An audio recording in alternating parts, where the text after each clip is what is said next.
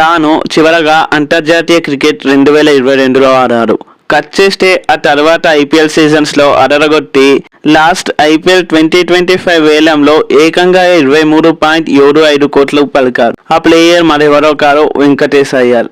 తాజాగా నిన్న ఇండోర్లో జరిగిన local A grade cricket club T20 టోర్నీలో ఎంవైసీసీ versus Swami Vivekananda cricket academy మధ్య జరిగిన మ్యాచ్లో పరుగుల ఊచకోత కోసారు. కేవలం 61 బంతుల్లోనే 225 పరుగులు చేశారు.